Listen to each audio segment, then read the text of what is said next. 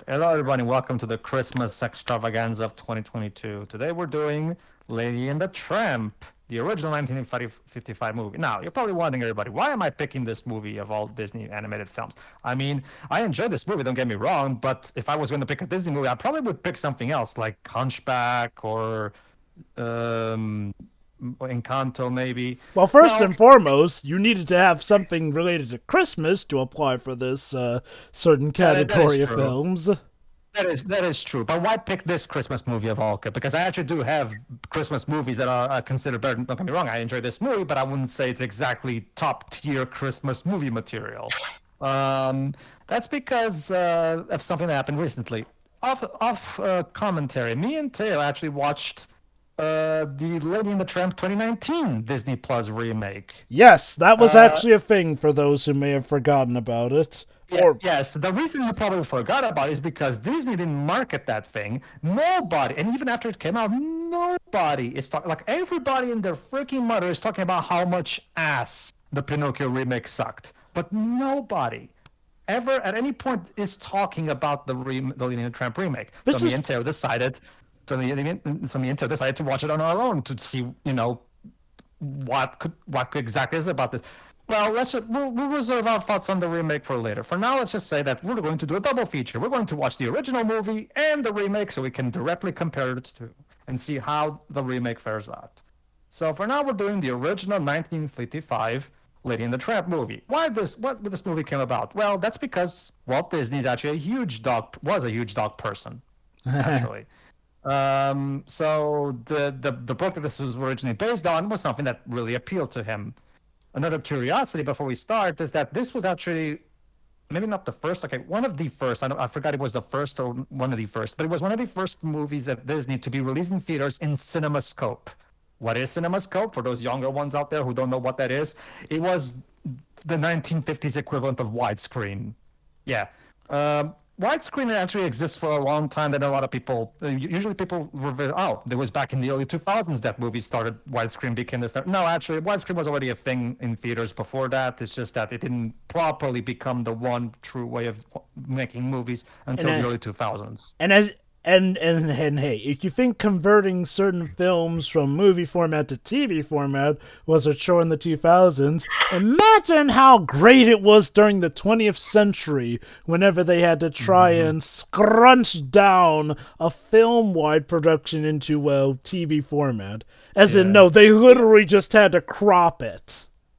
A lot of times it actually works out fine for older movies because not a lot of people know this, but a lot of older movies were actually shot in CinemaScope, but we never saw them in CinemaScope because, well, but then, like for example, the original Tom and Jerry shorts by Chuck Jones were actually shot in CinemaScope, but they only got released publicly in that format with the DVD release of them. That's another I believe it little bit was of film most history for you jarring was guys. I believe it was most jarring with something like Disney's Sleeping Beauty, which was a technical Yes, wonder case in itself to the point where they yes, wanted to show it on the film screen in wide screen glory, CinemaScope. but when it Yes. came to getting Nowadays, it to TV and yeah. movie on video, yeah. To sum it up real quickly, nowadays when we think like the big best way of watching movies in theaters, you think IMAX. Think of CinemaScope as the IMAX of the 1950s.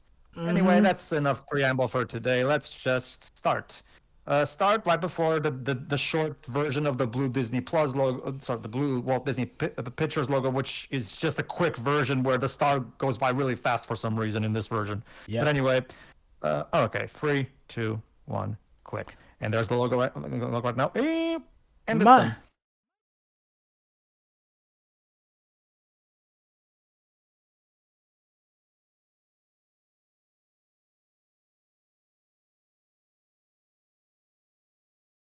like I said, I consider this movie to be the Encanto of its time here.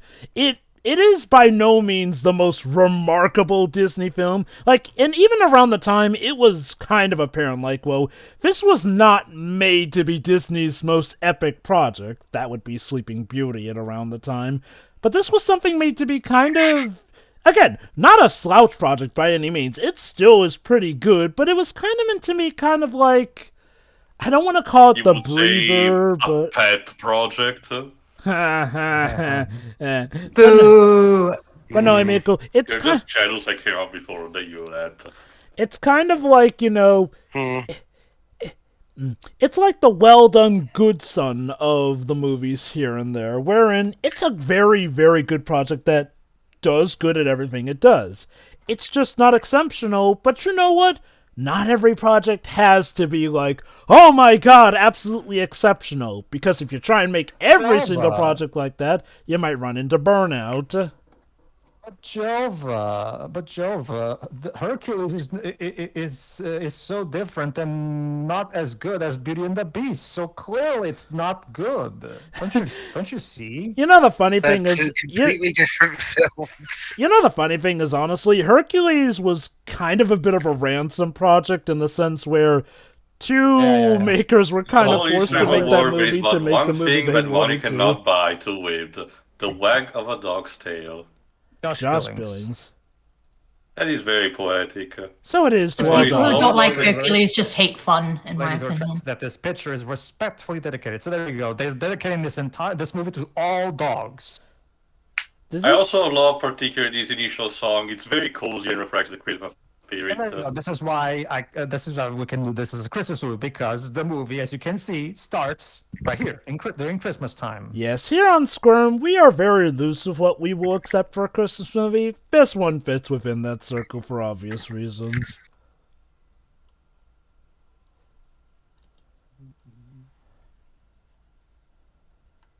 So, okay.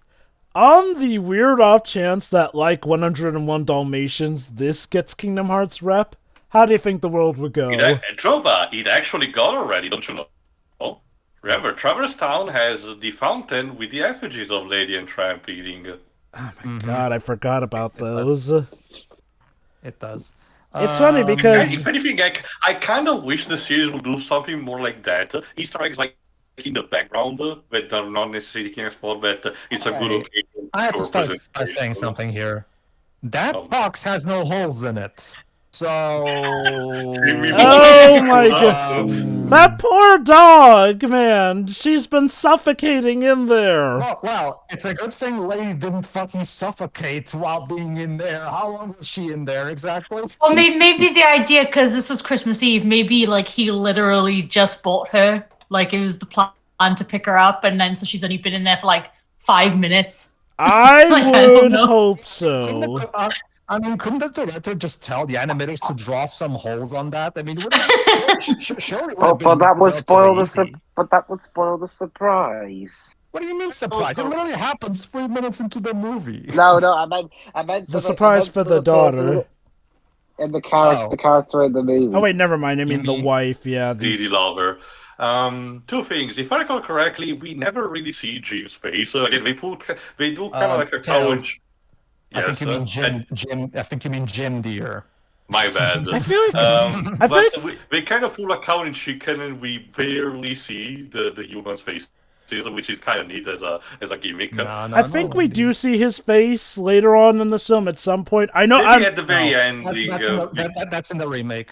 In the remake, we do. The remake, the human characters take a lot more, more role as well. I think we also see his But the- face in the Sorry, sequel. go on. Oh god, I forgot. Okay, Oh, God, the okay, sequel, okay. You know what? To be fair, the sequel is one of the good Disney direct-to-video sequels. But the second, if I recall correctly, at least for this version, the story is set in the years this movie came out in the 50s.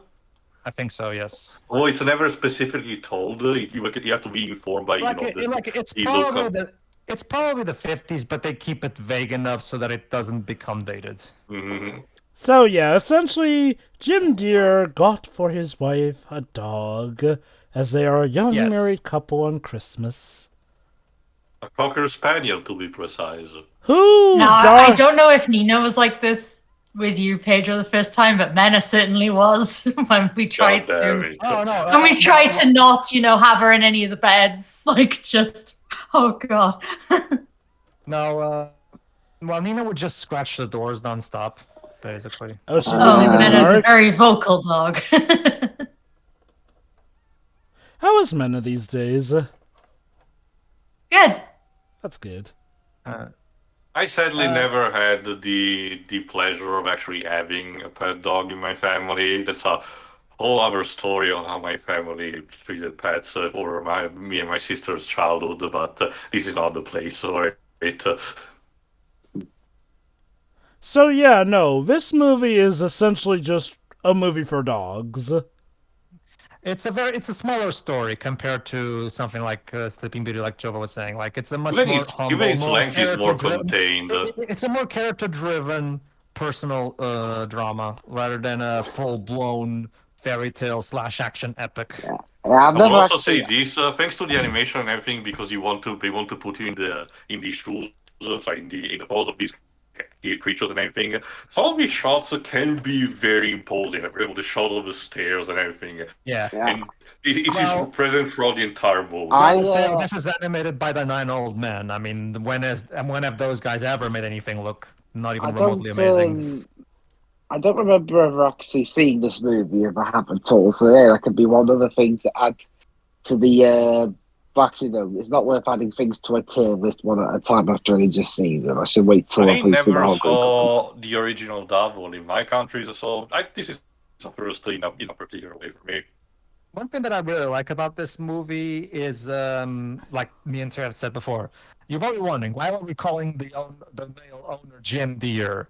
That's because everybody we're working on the actual names that the animals give. Because Pretty a much. cool fun thing that they do is that because the wife always calls him Jim Deere because Jim Deere. Whereas the husband always calls his wife darling. Okay. She never left. Okay. Yeah, just for one night, huh? Yeah. Just for one night. As a result, Lady became under the impression that their names are Jim Deere and Darling, which is a really cute detail. Yeah. Yeah. I mean, I do definitely dig how. Again, this is definitely one there you go, from there's the Gene dog's Carey. perspectives entirely, whereas 101 Dalmatians gave us both perspectives from the dogs and humans.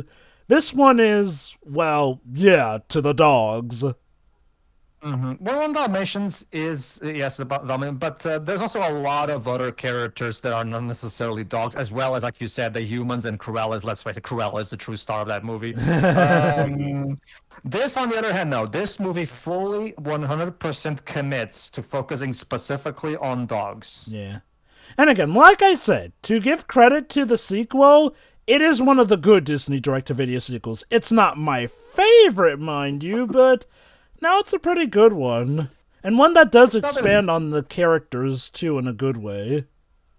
I don't think it's terrible, but at the same time, I feel like there are some elements that feel like they're a bit rehashy, but whatever. Oh, and there it is.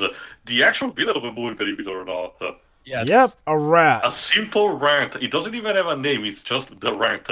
You will learn how to be afraid of this thing. Now, again, Yes. rats may seem harmless, but trust me, a big enough rat can kill if it wants to. Again, think of this, again, when it comes to animated films that are made nowadays, think of this movie kind of like one of the smaller Studio Ghibli films. It's a much more intimate, character-driven movie compared to your typical Disney fare. It's like rooms, I guess. It's like I've said, again, this was by no means a big picture. And you know what? If you've forgotten about this movie, I won't entirely blame you, but I do still think this movie is a good movie, It had its place. definitely. It had its place. I do wonder if this was also part of Disney learning from his past, given how, well, the golden... Hold on. Ooh, a collar. Yes. Tiny. And now Lady interesting. has her iconic appearance. There you are. Huh, Scooby-Doo's collar. But Maybe it's could be maybe Barbara Yeah, took this because this this came was out before around- Scooby-Doo. This was before This was roughly Scooby-Doo. 10 years before At the time, Scooby-Doo at the time that started. this movie came out, Joseph Anna and William Anna and Joseph Barbera were still at MGM making Tom and Jerry. So okay, so one thing I do wonder if maybe part of this being, a smaller project was, Walt learning from how the golden age of Disney went. Again, it started off great with Snow White, but then a lot of their movies weren't exactly big winners for various reasons, so they made Dumbo, a movie that even Walt himself didn't like, but hey, that ended up being the more profitable one. And well, the thing is, the problem was World War II. World War II really, really damaged a lot of They gave them a lot of problems. Like, oh yes, it was not a good time. Oh yes, but keep in mind, like Snow White technically released around that time too, and it did profitably well as well. Well, no, Snow White came out in 1937. That was a couple years before World War II even properly started. So. Well, if I understand correctly, the visual pun, Jockey speaks with a Scottish accent because he's Peachy. Peachy is supposed to be Scottish. I can actually answer it because I've seen plenty of Disney behind-the-scenes features that actually talk about that. It was actually the Pinocchio that was a bomb because they couldn't release it in foreign territories because, well, World War II. Which, the funny thing is, like, well, even Hitler wanted to see it so much that he made fan art of that movie. And now you're making me picture one of those many bits of Hitler footage with a subtitle saying, "I demand Pinocchio come to Germany." Again, that's the funny thing. He actually made fan art for Snow White in the Pinocchio movies. Like, goddamn. We mentioned that during the Snow White commentary, I think. Do you want me to make that then? We need a downfall parody of Hitler being mad that he didn't get to see Pinocchio. Yeah, I'll try to remember that. But anyway, back to my original point here. Like, well, one thing I have noticed with the Silver Age is that Walt definitely had a lot more smaller projects that they were peppering between their bigger ones here and there. Which, again, does lead me to wonder if at the very least he made sure to have a plan just in case something, happened again that would make some of their bigger projects not as profitable. Which is... Let me also say something, because you brought up Encanto earlier. Encanto was the only Disney movie that came out during that year, and even I feel like a better comparison would be Lion King, because Lion King was meant to be the B project compared to Pocahontas being the A project, as well as the following movie after that, Hunchback. I don't think the Lion King became a success and is very beloved. I feel like this movie was also meant to be the B project at the time compared to Sleeping Beauty. Well, okay. The thing is, Sleeping Beauty technically did make more money. In fact, Sleeping Beauty, I think, was either it was the second most. It was the second highest grossing movie of its year. The only reason Sleeping Beauty ended up being a bomb was because, well, due to all the technology they were using to make that movie, it was, I believe at the time, one of the most expensive movies ever to make. So, it's not like it was a blunder either. Granted, it did have its criticisms, but we'll save that for when we actually commentate on Sleeping Beauty. But, no, Sleeping Beauty, for the most part, was a big blowout in a good way, mind you, for the most part. As you can see... Go on. I wouldn't necessarily compare Lady and the Tramp to, say, Lion King because... Okay, while Lion King was definitely something that Disney were expecting to be the B project tier thing, it did end up being big and epic still in that regard, whereas Lady and the Tramp was not ever really big and epic. Like, I compare it more to Encanto because... That's the most... That was just said, Joe, but that was the most of their faces you'll see in this version of the movie. There you go. But, Yes, we it also did. saves these for the animated version. But hey, we did kind of get to see their faces still. I mean, sideways, I guess, but... Meanwhile... They ruined the whole, mood, though. Oh yeah, right. Weren't we supposed to have another character in the title?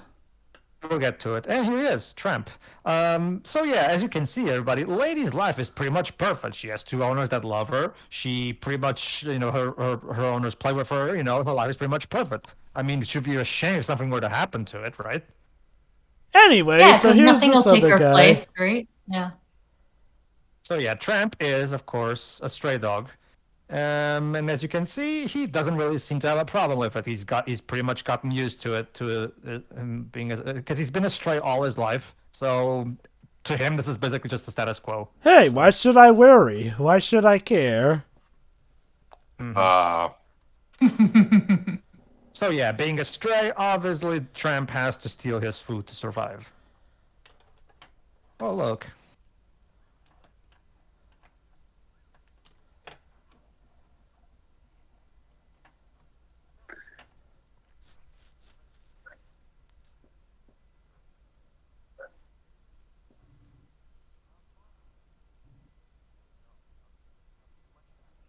So much friends. Human starts. It's cute. At least he's good at, maintaining his This is diet. the stray dog. This is the stray dog equivalent of going shopping. Yeah. What location are they in at the minute? I think it's New Orleans. I'm not The sure. remake will make it more apparent, but it's clearly an American city with a different, type of. It's clearly the community of immigrants. From what I might as well ask, how is his accent / words? It's just called a small Could ex- Midwestern town. It's called just a small Midwestern town. Okay. now, one fun I fact. will hear it more later. I will just, for the time being, I'll dismiss it as, exactly what I would expect from this time period. Yeah. Go on. Apparently, Walt wanted it to be set in Connecticut or something for whatever reason. I'm not sure. I do not. I can tell you that the remake definitely seems to take place in New Orleans, which again works fine for this kind of setting. So fine by me.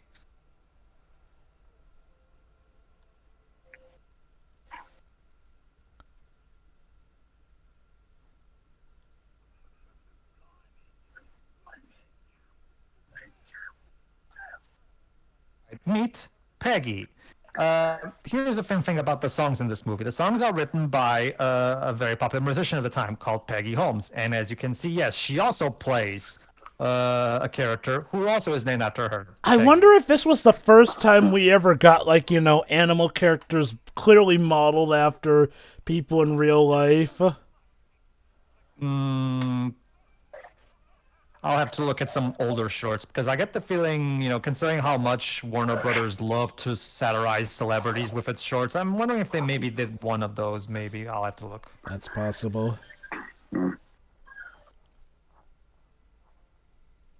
It's a good thing. It's a good thing dog catchers in movies are so incompetent. Yeah. Well, I guess to be fair, he didn't want to go trespassing in that garden.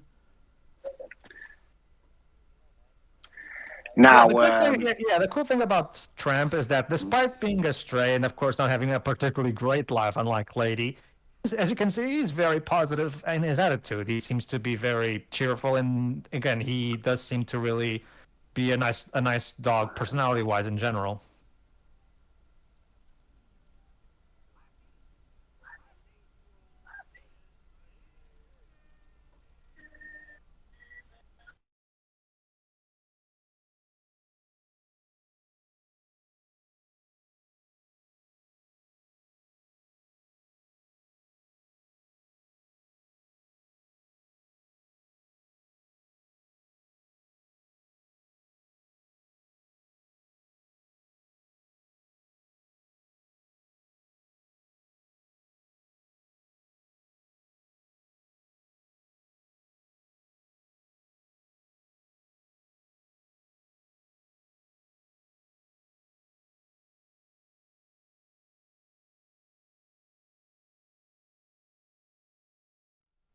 Some of the characters' names were kind of changed in my country's version. I do wonder if it was a leftover also from the book.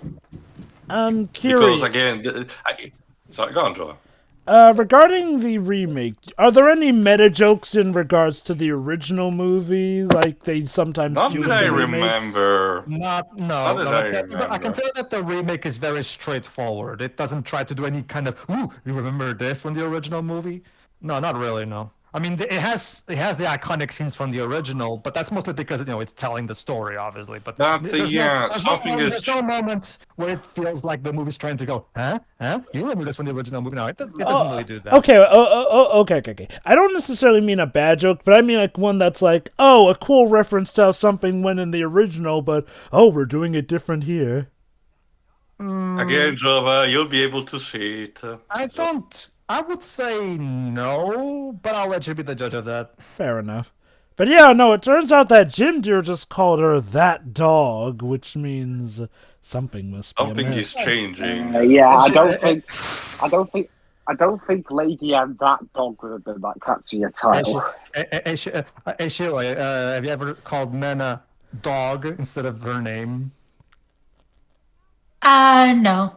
Okay, so minus one. Yeah, okay, but okay, to Lady's credit, keep in mind, obviously she's been with them since she was a cub, so obviously she's used to being spoiled, so obviously this Oh is my going to god, be we saw her So face!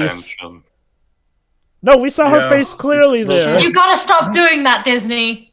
She's needing socks. You know what that means? Scandalous. No, usually that means there's a baby coming, which means Lady will not be the center of the world anymore.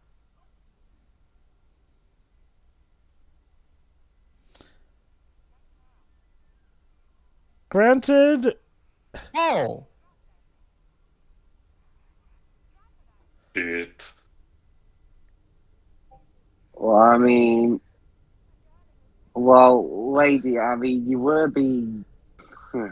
okay, to That's her. more the thing with that's one of the things with Lady is not necessarily thinking that you are better done something wrong. She's more confused because this is a complete new thing even for Also, her. keep in mind, Lady doesn't know what's going on in that regard. I mean, granted, Yeah. I guess maybe the Darlings could have said we're having a baby and she would have understood because, okay. So, Birds of the bees. okay, so here's how things go here. Apparently, dogs are able to understand human English enough to realize what humans are overall saying here. So I'm gonna assume that the Darlings just never mentioned in front of Lady that they're having a baby. But Also, yeah. Yeah, that's that okay. does mean little one, yes. I've always Oh took yeah, it. I was about to ask. No, Alice uses Oh, that I term. love this bit. I actually love this bit. So Tramp decides to come in and actually explain things properly because, as you While can see, being a troll about it. these two are not exactly doing a great job explaining it.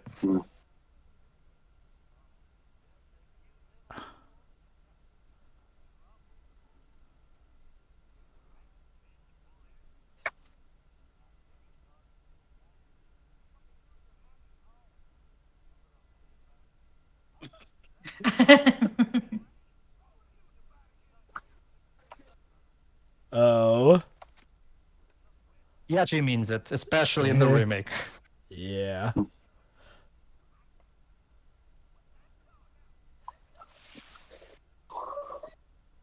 Yeah, so just see that this that after 40 odd years later, another Disney show would just flat out say, you guys had sex."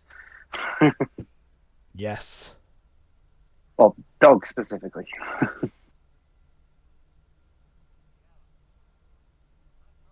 Yep, forget that shit. Ugh. You get that.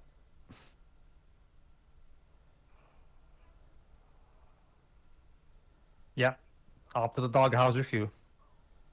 And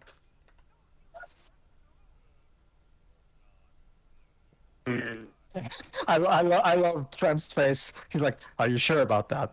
Yeah. Are you absolutely sure? I love what he says. He said there, a dog's best friend is his human. I love that. Get out of here with your ideas and your, yeah.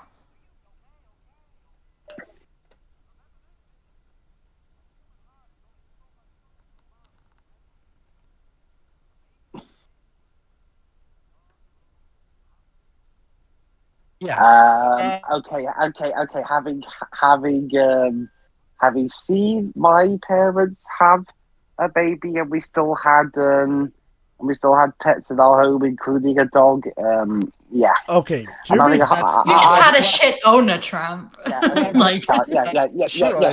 yes. The film about talking dogs as a bit that I don't buy. Okay. Glibs. To be fair, First of all, Glibs, Glibs. not everyone acts the same. There are unfortunately some couples who do act like that with a pet because they don't realize that, hey, dogs do be craving attention, or heck, even cats too. hang Not to on, mention yes, that- Pedro? Not to mention. Hold on. Not to mention that this is just Tramp's view on the situation. That doesn't necessarily mean it's the one and only truth. You know. Also, we saw Jim Deere's face again. Yeah. Mhm. Well, it was kind of Whoa. in the shadow. Jesus. Okay, now we saw it properly. Well, okay. The point is, the humans are clearly meant to be more plot devices than actual characters. Fair enough. Uh, Shirai, what Yeah. you said now about I think that's just because Tramp had a shit owner. You said right. Yeah. Keep that in mind for the remake. Also, Oh, poor so he Jim. has to go out in the storm because pregnancy cravings. Basically. Remember that? Basically, actually, this is for you, Gibbs. Remember that line that Tramp just said, "Where there's only so much room for love in the human heart." There is. Let's just say, Gibbs, the remake makes that line seem even more poignant because of Tramp's added backstory in the remake. But you'll see. Interesting. Meanwhile, the So, men are like, wait. "Point show." Wait. Are they having a hen do and a stag party in the same house? This is Maybe. again what we do. Well, as you mentioned, we don't necessarily know the name of the city. The suburbia showcases, but these particular houses are quite big. It's a boy.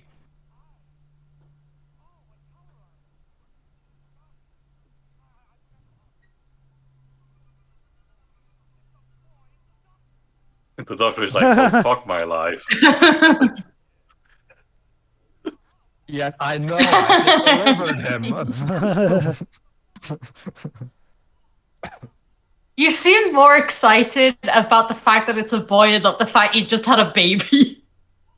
Well, remember, typical male mindset where us guys are 50s, like, yeah. the idea of us guys having a male son is good because we get to do the whole sports thing with them and shit and blah blah There's blah. even a way of saying my country that's still being used to this very day when a married couple Sure. is about to face menstrual felicitation and we hope you have boy as children. That being said, my take is Hang on, yes, Pedro?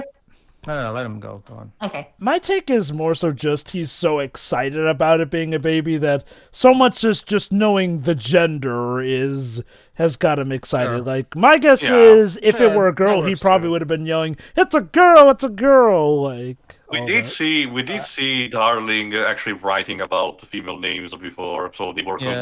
on you. God, just imagine the conversation. Darling, you had a child. How lovely. What gender is it? Sure. Let me put it in the A way you'll boy. understand. OMG! Ah. Let me put it in the way you'll understand, Shiroi. Uh,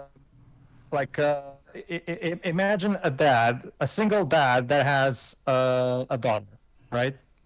Yeah. That dad is being incredibly fearful of the future because one day he's going to have to have that talk with his daughter, and as you know, it's kind of uncomfortable for us to have that talk.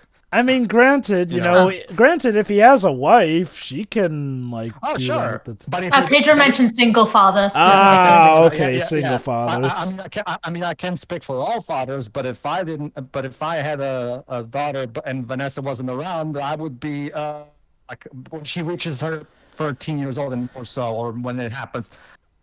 Basically, I would be like the dad in Turning Red. I would just wash my hands of the whole thing because there's no way I'm touching that. No, thank you. I mean, it's easy to research, but okay. As far as I'm concerned, that whole thing might as well be black magic, so I'm not touching it. I mean, here's what you do. You just get your kid a smartphone, Google search how babies are made, and let the information flow. Somehow, Java, that's even worse.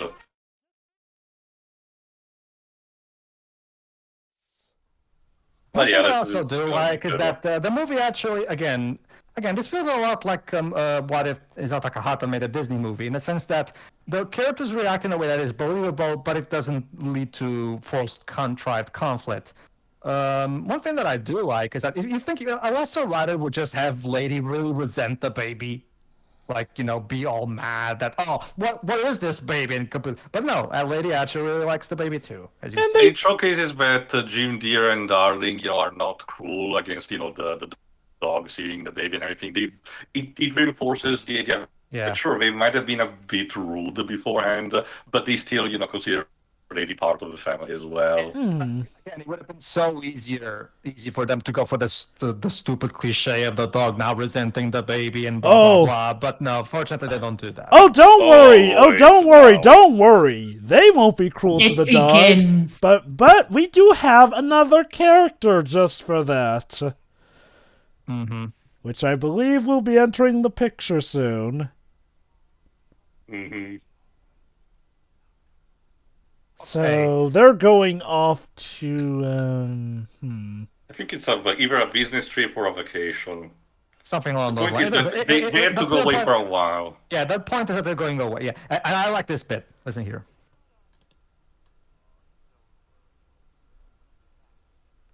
Aww. Don't sweet talk me. That's beside the point. Oh boy, Aunt Sarah. Oh. Not a fan.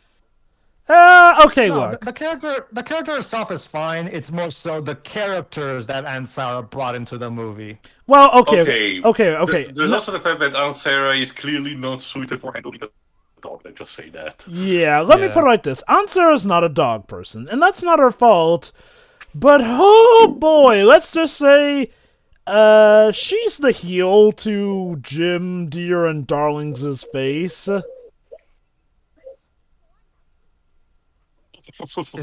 She's one of those dogs belong in the doghouse type person. There you go, Joey. See, this is what Nina usually did. You're not. You're the one frightening the baby. What is she doing with the baby? Trying to put them back to Say sleep. nursery rhyme. Oh, Really bad. Oh god. Okay, so here are the two elephants in the room. The cats. It's not just any species of cat.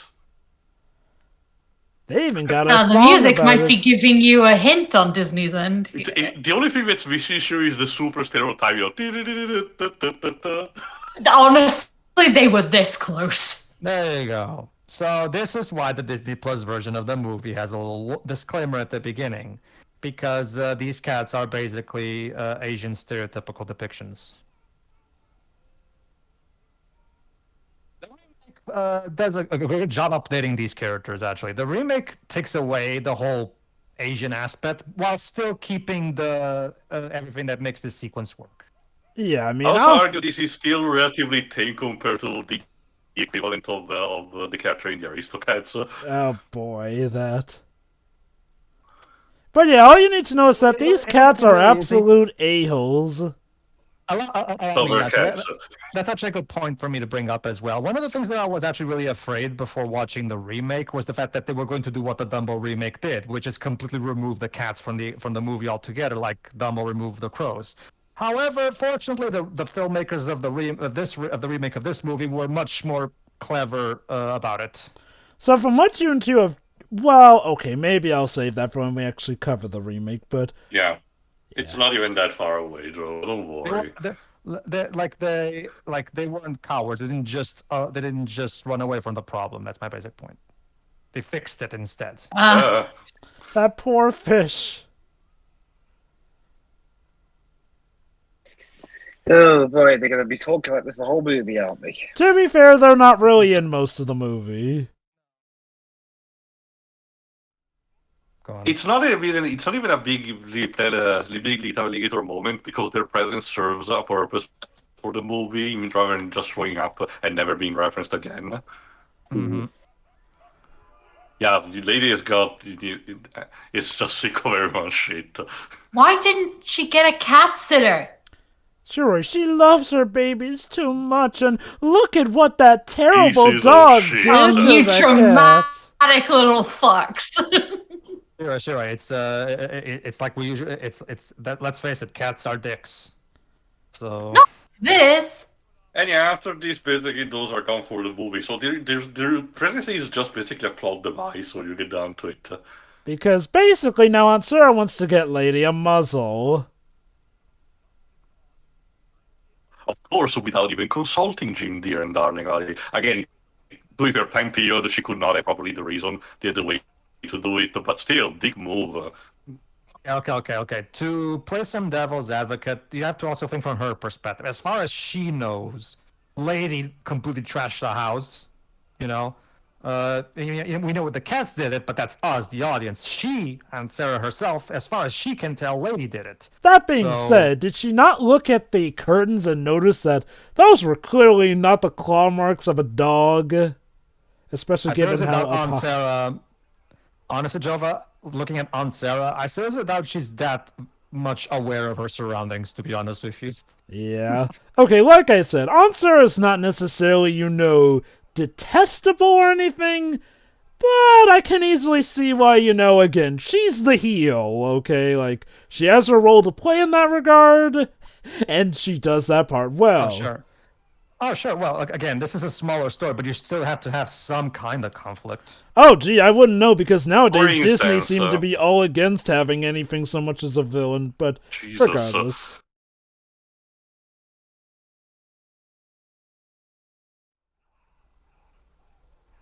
And yeah, this scene is also a bit reminiscent. Hold on. Bambi. Yeah, a bit. And I really get the feeling when Don Bluth made the sequence where Littlefoot's mom is fighting the T-Rex, he probably also took some inspiration from this sequence. The whole shadow aspect.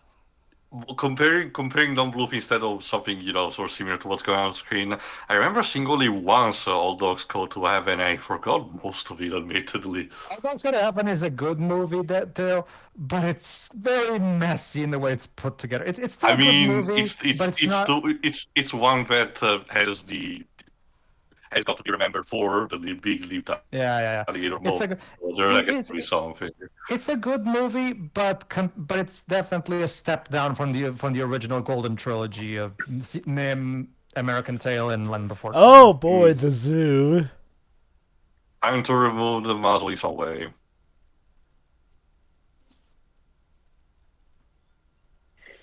So, how are 50s Disney films considered overall? I'm sorry, Dwebs, what did you say? Like, what's the consensus of Disney animated films in the 1950s? Okay, we're silver. about? Okay, we're Silver Age era. So, okay, this was before the Bronze/Dark Age. So, okay, they may have had a slip up or two, but for the most part, no. Like Disney were releasing stuff of solid quality. Now, not all that stuff arguably always made them the money, but they were definitely in a good standing to go about on the rise of quality. So they weren't I'm just making material. Go on. I'm just checking now. They made Cinderella, Good. Alice in which was Wonderland, Good. Peter Pan, this Good. movie, and Sleeping Beauty. So all those movies are now very well beloved. So Honestly, my general consensus for that is that as long as Walt was still alive, the movies had at least a very medium to good quality on the bar. So I love how that cop thinks he literally is trying to assassinate him with a knife. yeah, even the elephants are like, what the fuck is going on? Even the lions are going like, so unsophisticated. Lady and the Tramp, inciting police brutality. So I thought the idea was to lay low. No, sure. Tramp knows how to trick people and distract them so that he can go into. Again, Tramp is very street smart, as you can see. I mean, he's been his whole life living in the streets, so there you go. But I actually really like this. I find this kind of adorable. Like Tramp is literally taking Lady to the zoo.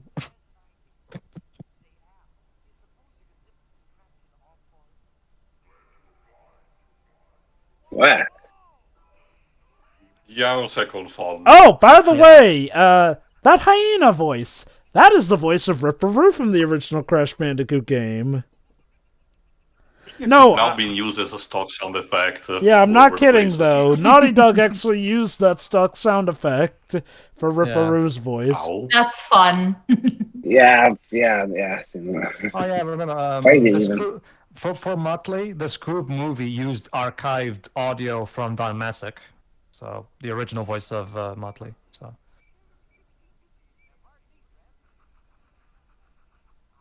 And they also used a similar voice acting structure for this beaver as they do for the one in the Winnie and the Pooh flicks.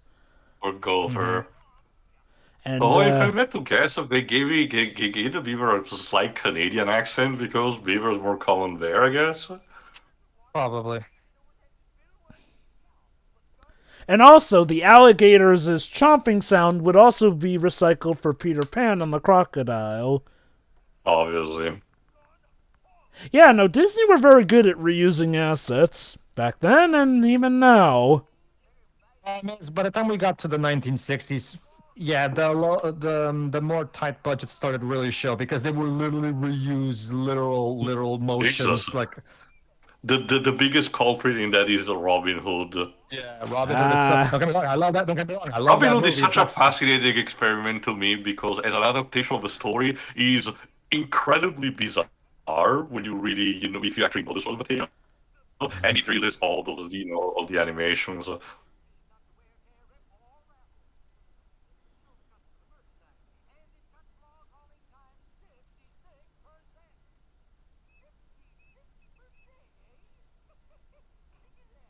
Could you imagine someone trying to marathon all the animated Disney movies? Yeah, Deji's plenty going to people. attempt that soon. Plenty of people have done that actually. It's a. They did good try to do it. It's also. It's actually a lot easier now. It's actually more common, yeah. Yeah. Especially now with Yeah. YouTube, where you can do it for the excuse of making a ranking video. Pretty much. Let me know when he. Okay, I'm not going to do for every single film he's in, obviously, but let me know when he gets to Oliver and Company. Ah, yes. I Wow. believe that movie was around the start of the Renaissance era. Here's the thing about Oliver and Company. It's kind of just average, and he was directly competing against Land Before Time. Yeah. Take a wild guess who won that battle. Ironic because, wait. So was Oliver and Company actually before the Renaissance era? What year was that movie released? Yes, 1 year before 1988. Little Mermaid. If I can Ah, believe it. never mind then. It was Oh. before the Renaissance era. Fair enough. Technically, Yeah. yeah. Anyway, Okay. one thing, going back to what I was saying earlier, though, is how Disney lately nowadays seem to refuse to have so much as a villain in their things. Now, that's not always a bad thing. What it is a noticeable bow to the fact that, well, it's to a point where even characters who are supposed to be villainous, suddenly Disney will go, oh, hey, no, they're good guys. Case in point, stuff like Artemis Fowl.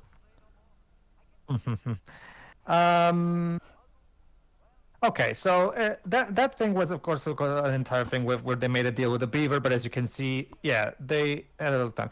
I actually prefer the way removing the muzzle is done in the remake. Let's just say they get real creative and really do a good job expanding upon the original's core pair relationship. Okay, now it's time for the more iconic scene. So let me just raise a bit the volume. Yeah. So yeah, this is the one scene everybody knows from this movie. Even people who haven't seen this movie know this scene because it's just that iconic. Yep. Yeah, apparently, again, this town has a couple of immigrant families from all over Europe. Which makes sense, I mean, in that regard, because, we had several cultural we still do have several cultural melting pots here in places like New York Like City Boston, or for New example. Orleans or Boston. I know Los that Angeles. I know that Boston has a huge Italian community.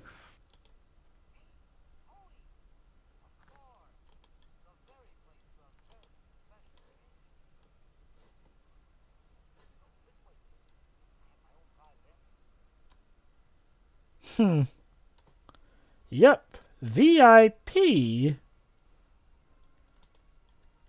Very important to them.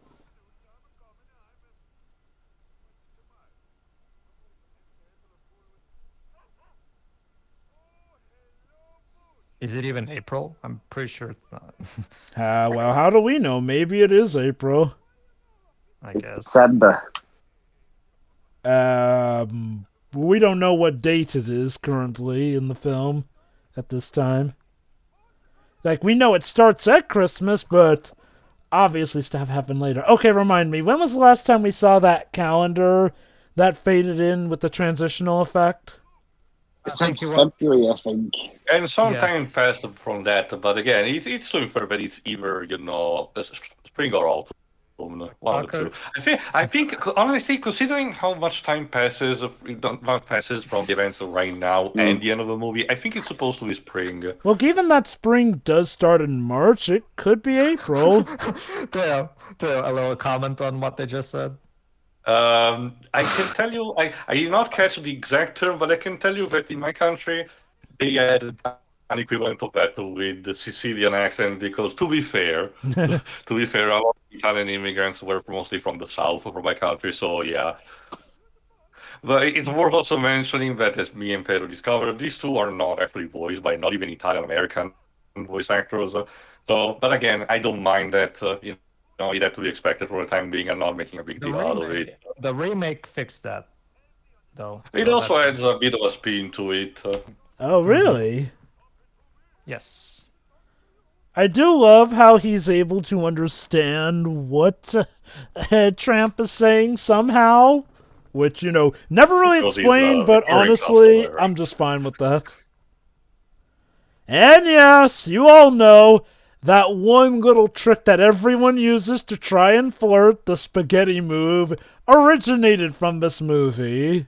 Okay, I'm just going to say it right These now. days it's with Pocky, but anyway. I'm just going to say it right now. Me and Vanessa, we tried doing this thing. It doesn't work.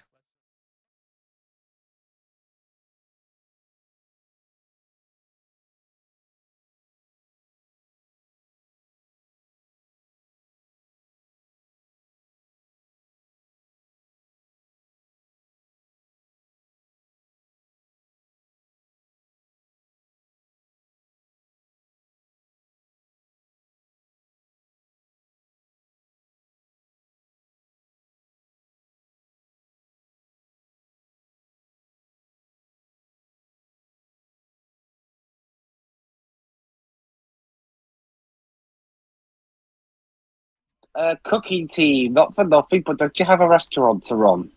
This is remember, this is after our they were actually having leftovers. Yeah. It's also worth mentioning very briefly one thing. Spaghetti and meatballs, why it is present as a dish in my country, was mostly something from the south again. It was mostly something more popularized when they migrated towards America, because they did not add properly the ingredients for having more complex stuff. Not to mention this, I can tell you. I also particularly love the art for these backgrounds, for this sequence. The song in itself is fine, but I particularly love the art. Go on, Pedro. I can tell you, Debs, that it's actually more common than you think to have certain restaurant owners who befriend some kind of a wild dog. Then they occasionally feed the dog when the dog comes knocking in. So it's actually more common than you think. I will say this, well, obviously, this is the iconic song that everyone remembers from this movie. Yeah. One thing that I really like about, this scene, One particular thing that I really like about this scene in the remake is how they retain one thing that the remake does. It retains the classic Disney choir. Because think about it, how long has it been since we've seen a Disney movie with that traditional choir that we heard a lot? And you even imagine it as a pop song. Oh, wait. Did the Cinderella remake have that? I don't remember. Oh, wait. Oh, you're talking about the iconic choir. Okay. So I thought you were talking about it in, the context of when this movie released. No, I'm talking about the remake, the 2019 Disney Plus remake of this movie. They actually brought back the choir for the remake. Wow. Retains the classic Disney choir. Yeah, I was surprised too. Did they just get archive recordings from them? No, I think it's a new one. No, it's a new one. Well, you can still get people who there are still choirs that can do that.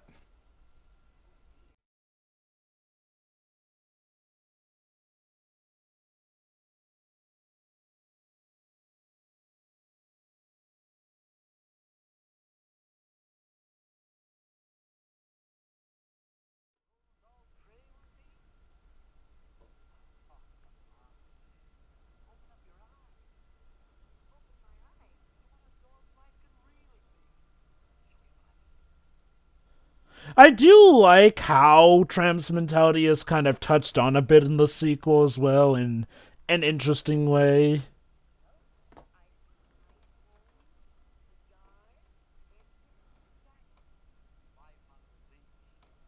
So as you can tell, Tramp prefers life free to its hardest obviously. extent. Well, that's how he's used to. He likes to look at things In- as... Yeah. Yeah, in this version of the movie, I guess we can only assume that he's always been a stray because as far as the movie tells us, he has never had an owner before. As far as this movie tells us, Just this distrust of humans. The remake, on the other hand, further expands upon his character and gives him a much more elaborate reason why he has this lifestyle.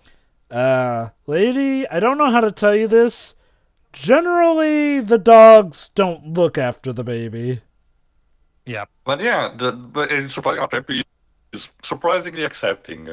Oh, that's the cool thing about Tramp. Tramp is again, Tramp is a good dog. You know, like he disagrees with Lady, but he still respects her having a different outlook on life. So that's why this couple is such a beloved Disney couple because they're genuine. Again, there's nothing like never at any point does these two feel like they shouldn't be together. Like they have genuinely good chemistry and they're genuinely good for each other. Oh boy.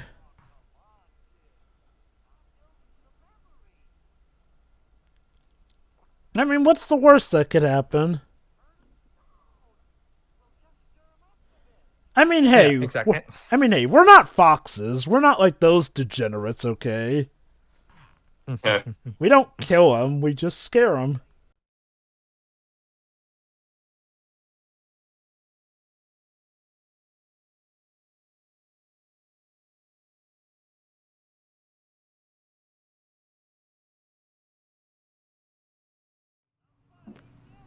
Well, that's What? Tramp is Oh, just having snap! fun, Shuri. Oh crap. Yeah, With a okay, shotgun, fun I time's hardly doubt over. that.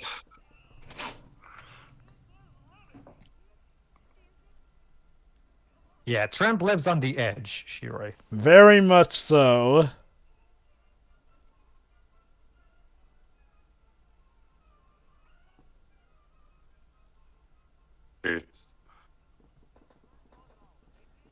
Uh-oh.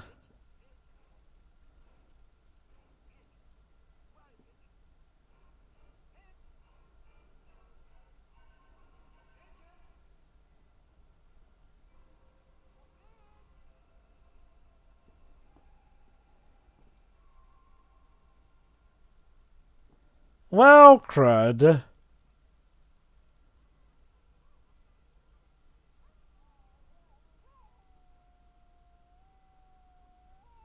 And now it's time to witness, well, the horrors of life in prison, basically. Ladies and gentlemen, the prison sucks song. Well, here's the deal with the pound.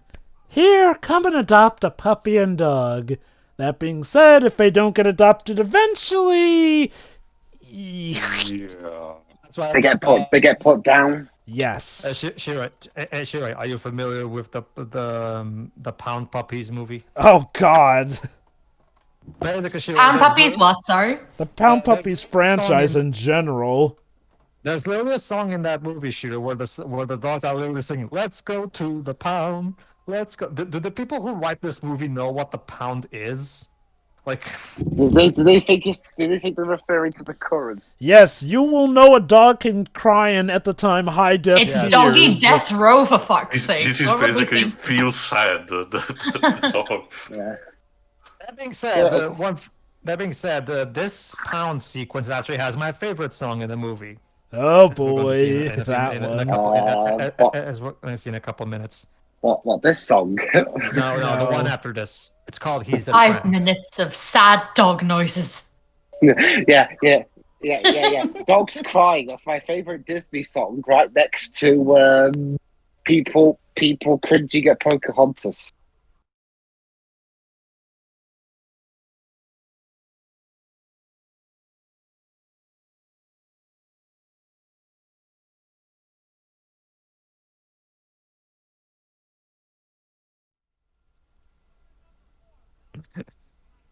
Got the fucking Count of Monte Cristo here.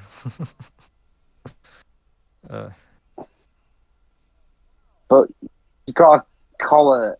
Well, the wait, idea is that- Well, they just said we'll check her license number, so. pretty much. They're probably going to contact the owners once they find out about the license number.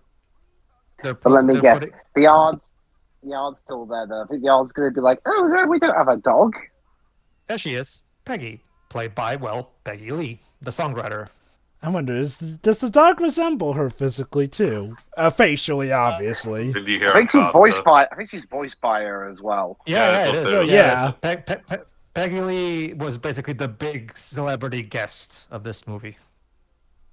Because she was actually a very popular musician at the time.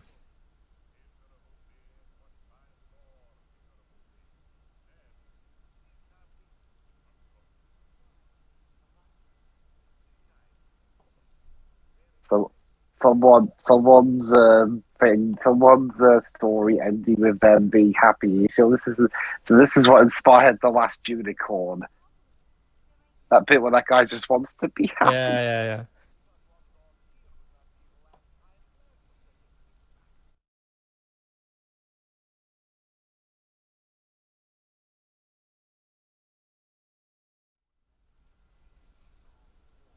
Yeah, speaking of instead. Nazi's gonna take the long walk.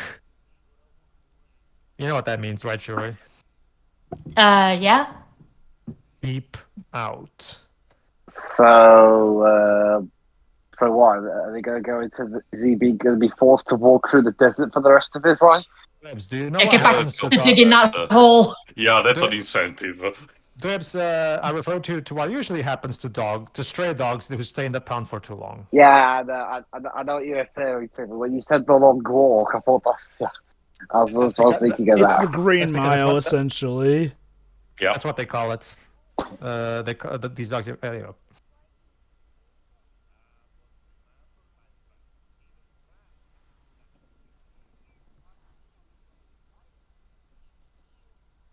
Oh, hey, it's Tito's ancestor, I guess. Kinda, and he's also kind of a Mexican stereotype, kind of. Because again, they're operating on the logic of that the species of the dog has an accent reflecting, their origin. Like Boris has a Russian accent instead. So yeah, it turns out Tramp is a ladies' man, and I mean multiple ladies. Or at least he has the fame of it.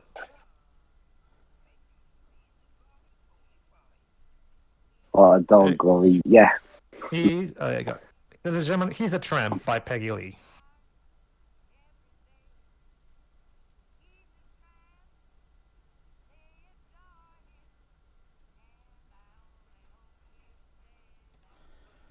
Now, Who's playing music in the cages? it's just the dogs trying to entertain themselves before they possibly die. Or we should make a new rule: no entertainment. But sir, they're dogs. We can't exactly control how they act like that. Also, remember the scene from before. They're basically using music as an excuse to keep them distracted and say, "Oh, yeah, we're keeping us occupied while they're planning their escape." Yeah. Yeah. Now, one Then thing we that make once again. Go on. one thing that does get expanded on in the sequel is that Tramp is something of a legend among dogs here and there, to the point where some people can't even agree on the legend regarding him. So In the I am remake, on the other wondering. hand- sorry. I am wondering Much of if that. this song is kind of an extension of that. Like, again, they're saying, oh, he's a ladies' man, which will give Lady not exactly a high opinion of him as a result. I do Yeah. wonder if this is a case where it's the truth getting blown out of proportion due to his legend status. Again, something that gets expanded on in the sequel, so... Who The knows? remake actually does the remake does a great job in again expanding upon that idea, Jova. Again, it elaborates a bit more on Tramp's past, and of course the whole reputation and how his attitude towards things, which again elaborates more on what on this particular plot line. I wonder I'll if be able to talk about. I wonder if they got some of those ideas from the fact that the sequel also expanded a bit on Tramp too. Maybe, I don't know. I can tell that the backstory of Tramp in that movie is clearly not Wait. inspired by the sequel. Oh snap! What's this about the Cossacks though?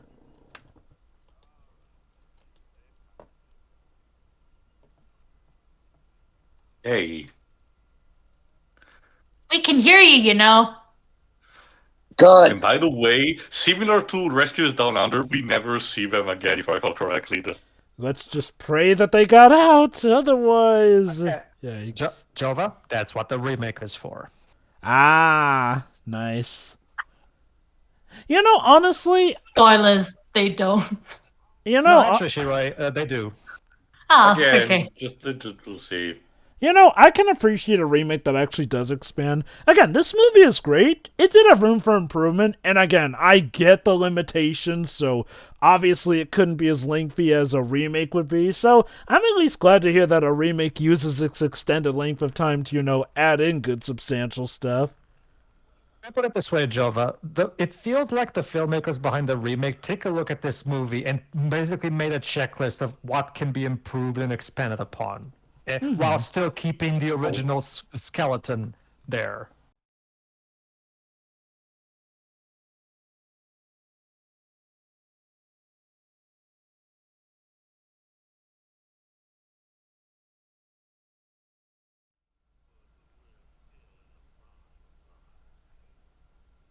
Sure you are.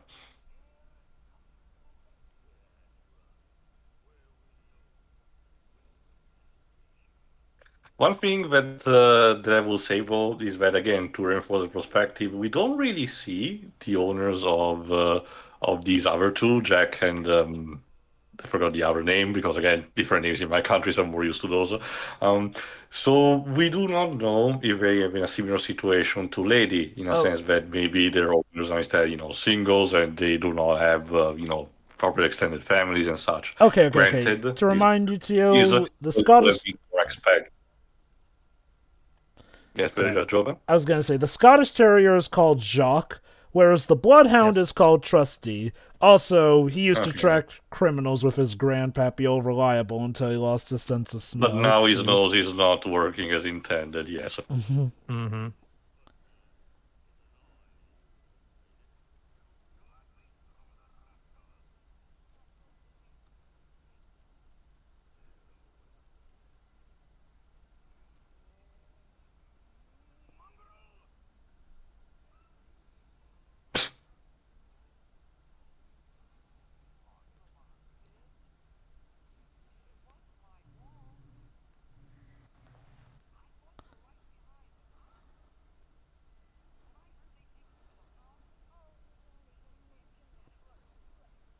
We haven't spoken much actually about the voice actors. Who are the two main leads?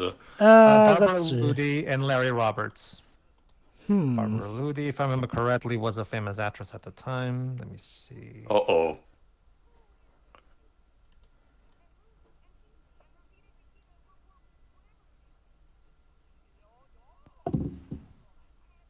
Oh yes, Chiquita.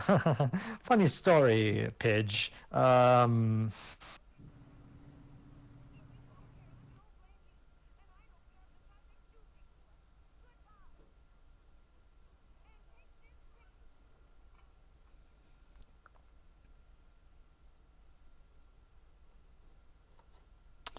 Well, kind of an emotional breakup between two dogs. Now that makes me wonder. It makes me wonder, what would a soap opera starring dogs be like? Probably like this. Anyway, It already kind of has been one for like the past 30 minutes. Oh, hey, you're still in this movie. Oh, Why not call it Rough Road or something? So I know what just- you're thinking. It's like, Pedro. let me just answer Teo real quick. Barbara Ludi was actually a Disney regular Teo. She was Lady here. She was Merryweather in Sleeping Beauty, Rover in 101 Dalmatians. She was the original voice of Kanga in the Winnie the Pooh franchise. Oh. She was Mother Sexton in Robin Hood.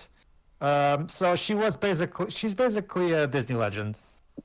But yeah, I know what you're thinking. This rat alone is relatively small size. How can you make that thing kind of scary? First of all, as soon as the race started, the imagery starts becoming frightening all over the place.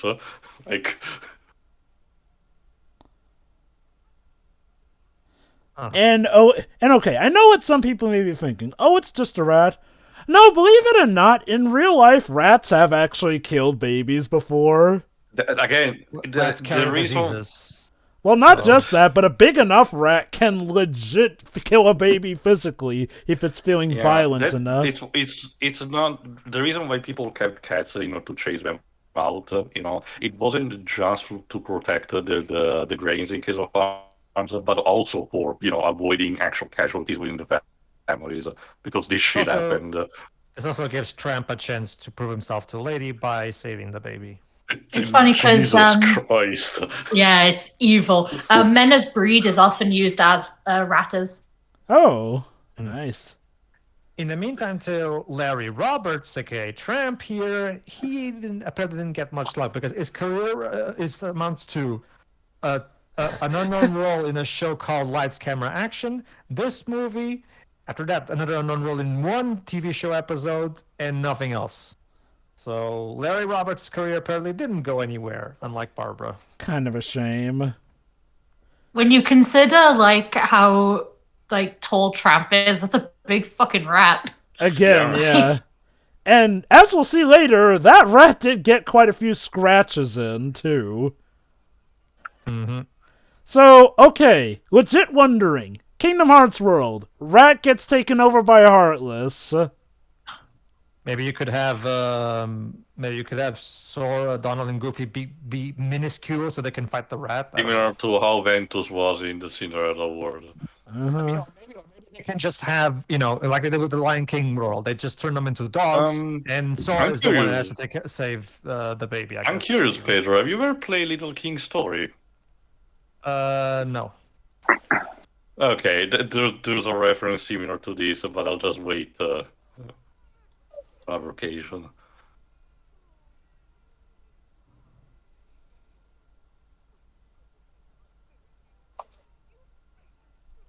Of course she blames the dogs. Oh shit.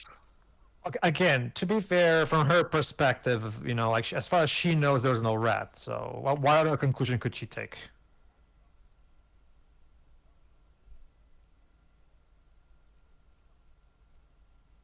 In fact, okay. When it comes to the early thing with the trashing thing, yeah, no.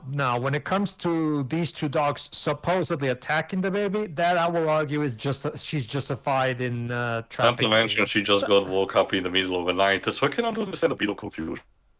That one is more fair. Also, the rat is pretty hidden right now under a bunch of furniture. Mm-hmm. Yeah. Unfortunately, yeah, the pound's being called for Tramp.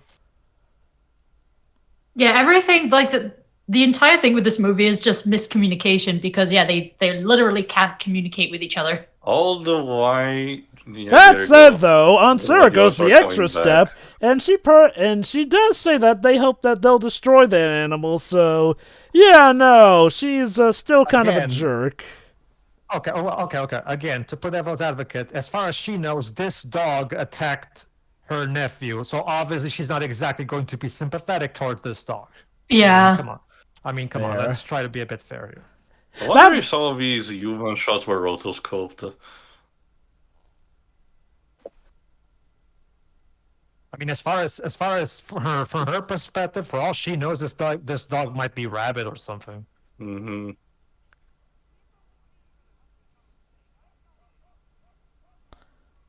Yeah, and there you go. The moment they show up again, they put Aunt Sarah back in her place. This human's annoying.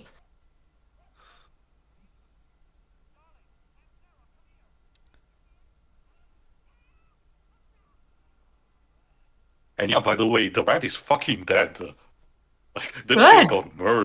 Yeah, Yeah, Tramp actually kills the mouse. The rat. Sorry. I will The give rat was trying to hurt a baby. That thing gotta go. Mhm. Oh, okay. I'll give Trusty and Jock this. As soon as they realize the truth, they immediately go, "Yeah, no, we misjudged him. Let's try and help fix this." Sure.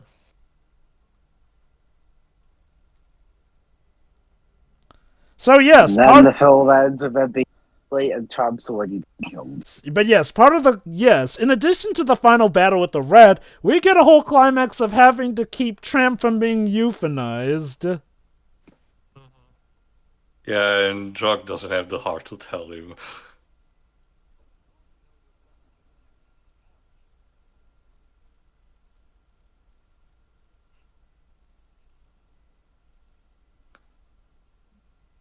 Don't ever speak to me again. Wait. Maybe he's got something.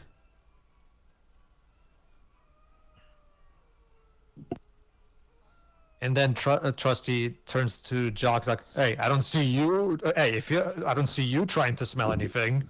Well- How come you're not helping?" It's because Trusty's the bloodhound, the one's most useless. So, Yeah. but yeah, no, that Or is a good point tracking. about why Jock doesn't at least give it a try. I Yeah, guess especially when, his smell isn't as good anymore. I guess their mentality is the bloodhound would have had the best luck sniffing something that far away. It's because they want to have Trusty have this kind of mini arc where people doubt his sense of smell, but then he proves it to work in the end, basically. It works when it counts.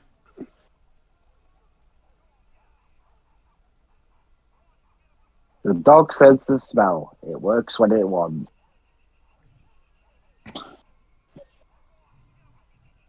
Yeah, bad idea. There's Very only two easy to scare horses. There's only two kinds of horses in Disney animated films: the Maximus type horse or the dark, scary horses, like in Hunchback. With no anthropomorphism, yeah. Yeah. And the ones and literally has an evil eye too, like Jafara's horse for some reason. Or this teeth Oh, of I a forgot headless about this. horseman. Trusty, no.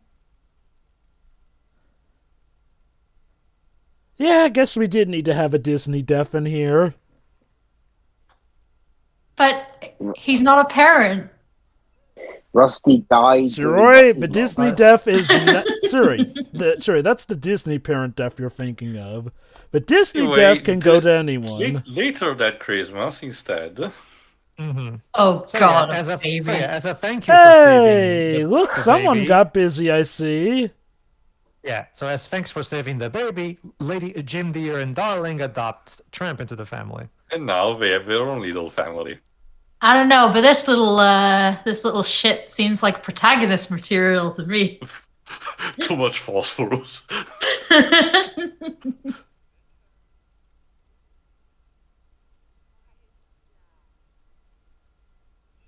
Hey, look, Trusty He survived. lived. Hence why I said the Disney death. The death that's famous for being a parent, but actually not taking. Oh, Trusty will live. Oh, yeah.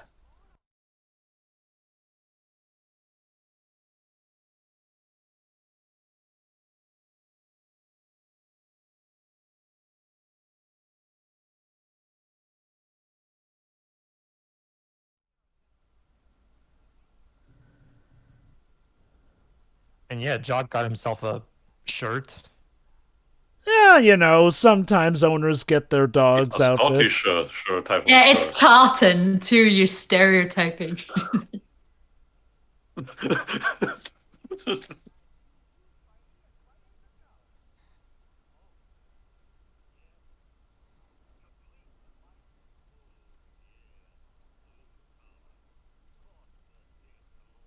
Wait, is it complete with license or complete with license?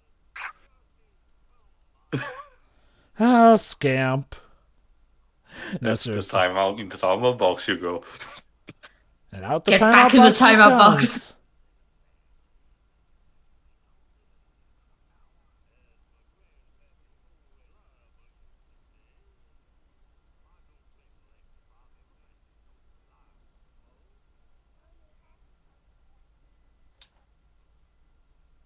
Oh, great. Now he's finally found someone that he hasn't told about Old Reliable, so now he won't shut up about him. Yeah. So is this going to be the lead into Lady and the Tramp 2? No. Yes, because he talks for that long about it. Then we eventually get to the sequel when he's done. Wait, it took you over 50 years? On Damn. punchline? Mm-hmm. The punchline said he forgot. I mean, legitimately funny way to end the movie. Yeah. Surprised I didn't have all the characters laugh. Ha ha ha ha. They did laugh, actually, as we zoomed out. No, but I didn't do a continuous laugh. Ha ha ha ha ha. And Until it yeah, fades we to credits. basically, the movie starts at Christmas and ends on another Christmas. So basically, the That's whole pretty movie it kind of implied that the whole movie took place over the course of a year, apparently. And more. I can't think more than that because remember, there's the time skip until Lady goes, and then they made the months of gestation for the child. So That too, yeah. but yeah, that's pretty much it. The post-credit scene, obviously. So, final thoughts, Libs? I thought it was okay. I wouldn't call it my favorite Disney movie or anything. It flies by quite quickly. Even long in terms of length, yes. Yeah, I mean, then again, back then, Disney films, animated ones at least, weren't known for being very long anyway. So I think Bambi was longer, just a bit above an hour. I think. Mm-hmm. I think Bambi was like just might have been 2 hours. I don't know. Well, I'll know more when we get to it. But again, yeah, it's fine. Story's simple enough to follow. Characters are okay. Don't really have a whole lot to say about this one, to be honest. Although it'll be interesting to see how, in what different directions the remake takes with it. Mhm. Especially since it was like one of the first original Disney Plus films. Yeah, it was actually used as promotion for as a launch title. Yeah. Yeah. All right. But yeah, that's gonna be a little bit away though. But overall, I thought this was fine. You know what? Again, I have not come back to this movie a lot, but you know what? It's still good. Like I said, it's the Encanto of its time. It's that movie that isn't necessarily the most remarkable of the Disney animation bunch, but it still is through and through a good movie that doesn't necessarily do anything wrong. There is room for improvement, yes, but again, no, for what it was, it's still a remarkable work of animation, all the same. The songs, okay, I'll admit, I only really remember the, I remember the He's a Tramp song, the Bella Notte, of course, and the Siamese song, because that was a song that was on a lot of the children's tape recording bouts of Disney songs here and there. And I remember the more tasteful Disney Mania remix, which, eschews the racism. Kudos. But yeah, no, I'll admit, I don't quite remember all the songs in this. I do remember those three, though. And that being said, this movie is still no slouch in regards to the sound and music here and there. The animation is, wow. Need I say anything more than it's Disney during the Silver Age, which was probably one of their best eras aside from the Renaissance era. It's like Pedro said. Men were true masters of their craft. It's just like... It also helped that this was a time when Walt was alive, so yeah, they knew what they were doing. Good stuff all around here and there. And even with it not necessarily being a big epic, they still did get an awesome action scene of a dog fighting an evil as all hell rat. Like, seriously, that rat itself might very well have been a Heartless with how yellow those eyes were. Jesus.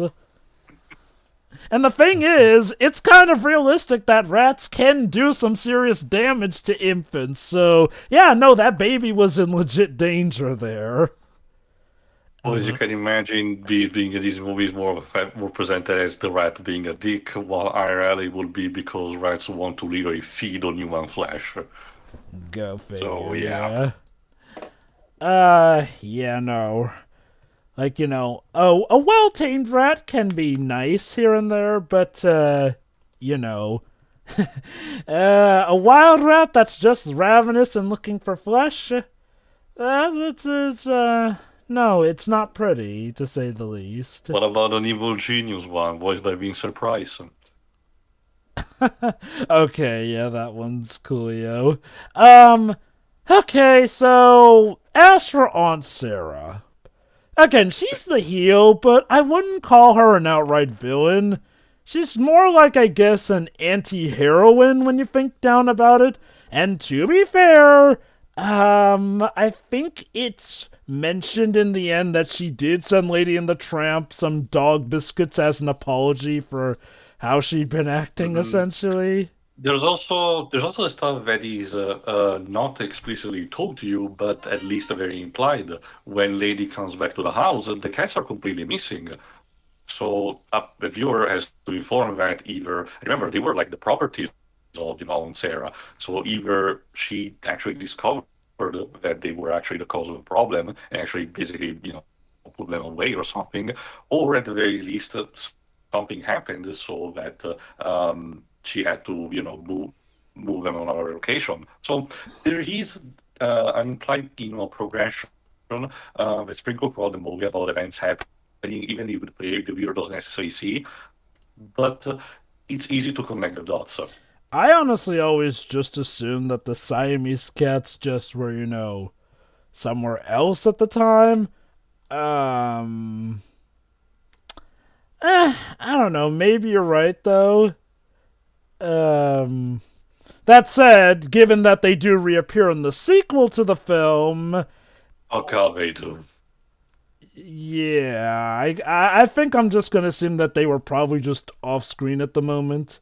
I mean, and like Pedro said, like they served their narrative purpose, so we didn't really They need could any have been more of useful them. against the rat, lazy sheets. Ha! Wouldn't that have been one way to redeem them? Although, yeah, knowing them, they were probably just lazy. Disney decided they met their racism quota for the movie and just moved on.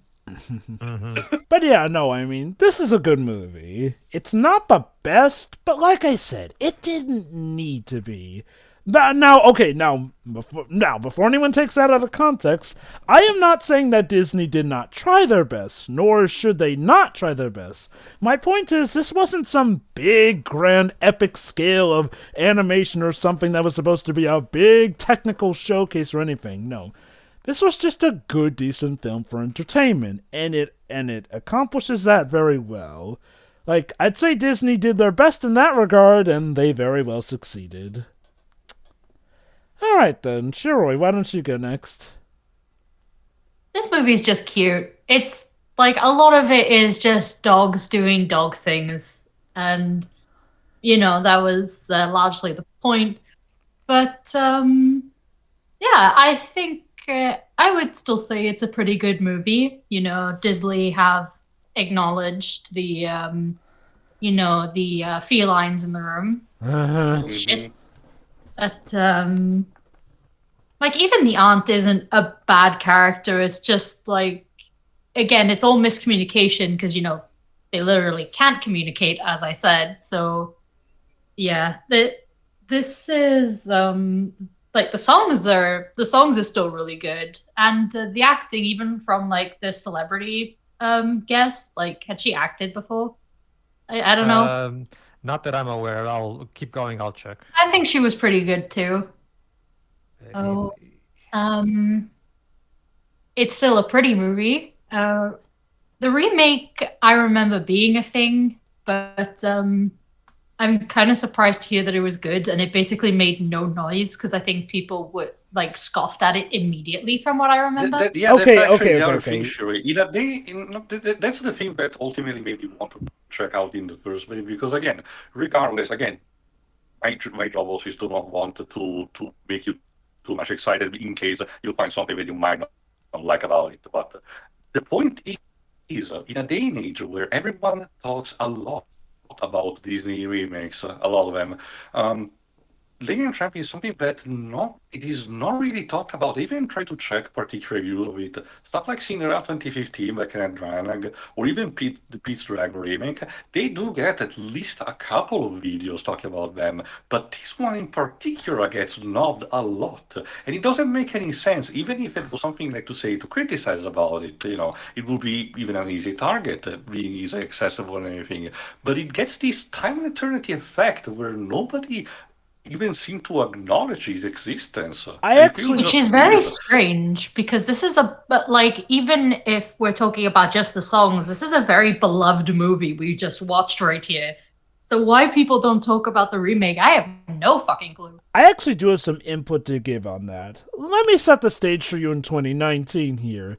2019 might as well be known as the year where it was collectively decided to hate on Disney remakes, and not without good reason, because we had the Dumbo remake, which, Yeah, no, that was bad. We had the Aladdin remake, which, some liked, some didn't, but everyone agreed it was a mess.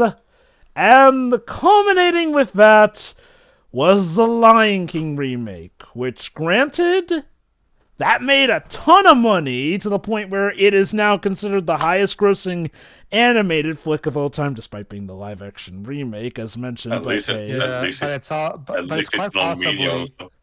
But it's a serious candidate to one of the most pointless of these remakes because it's probably one of the ones that has the least amount of changes to the point where it's just like I might as well just be watching the original. This thing has literally no reason to exist. Like, let me make no mistake. I feel that Lady and the Tramp.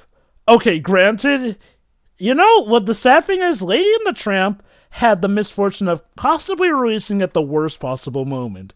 It was one of the first times where Disney were putting a movie straight to Disney Plus instead of releasing it in theaters, which is still a move that I don't entirely get, but okay, maybe they consider it their smaller project. You want to know the sad thing? This is one of the rare moments where it would have been better to have released that movie in 2020. Because, as you all know, 2020 was when Disney Plus saw a huge uptick and rise. No, the problem was, again, Disney Plus nowadays definitely seems pretty big. And you know what? It was no slouch in 2019 either. But I will let you know this. Disney Plus was not nearly as big in 2019 as it is now with its content. Even going specific, Jova, they needed a bunch of original, quote-unquote, original content to be put at launch to captivate people instead of just the old catalog. That in itself was a big appealing. A lot of these old movies completely uncensored and in HD quality. Stuff like Season 3 of Gargoyles was incredibly rare to be found, so that alone was interesting to a lot of people. But we did needed an input of a couple of original content to be present and launch, even maybe for contractual thing, to be honest. And they need to put something on the chopping block, I guess. This is why I say that, again, Disney Plus did not get its real big rise until 2020. But where am I going with this in regards to Lady and the Tramp? Like I said, the Lady and the Tramp live-action movie had several things going against it. One, the fact that it was a live-action remake. By 2019, people were not only sick of live-action remakes, but the live-action remakes as a whole had an unfortunate, very unfortunate stigma against them, thanks to not just their lack in quality, but the fact that they were being pumped out like mad. Seriously. And that would be... 4 of these things in 2019. So my guess is, when Lady and the Tramp came about, like was mentioned, people kind of either scuffed and rolled their eyes and nobody really bothered. That plus the fact that Disney Plus didn't have as huge an install rate as it does now.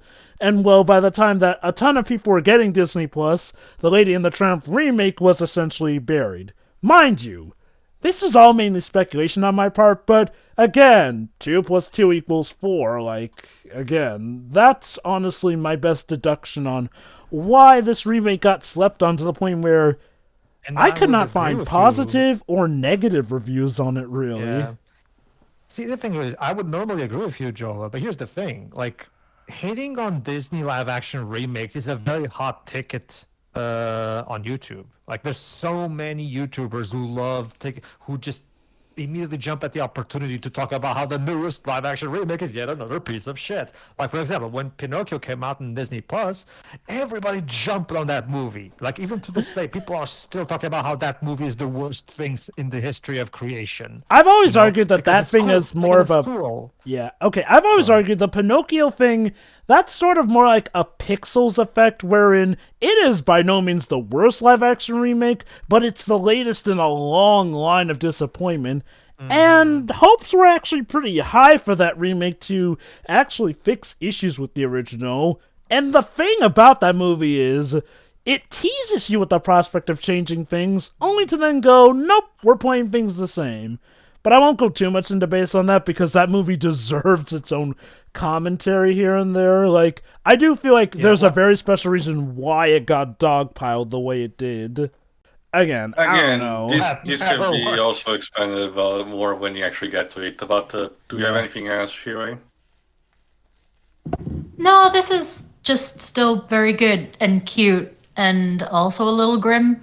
I guess, if you want to All go right, that way. before Teo goes on, let me answer Shiroi. Okay, basically Shiroi, before this movie, she was in the 1952 remake of The Jazz Singer. Um, she also was nominated for an Academy Award for a role in Pete Kelly's Blues. I actually forgot she was in that. Okay. Aside from that, Shiroi, she had a couple TV movies and TV shows roles here and there throughout her career. Yeah. So she did have a side career as an actress, but she was mostly a musician. All right. All right, I'll go next, then. Honestly, again, it's been a while since I actually watched it, but I remember me and my sister being one of the classics that we did watch in VHS on my grandparents' house, and again, it's a bit better than I remember, admittedly. As usual, I appreciate a lot the art. The backgrounds are just amazing in this one, particularly during the Bella Notte sequence.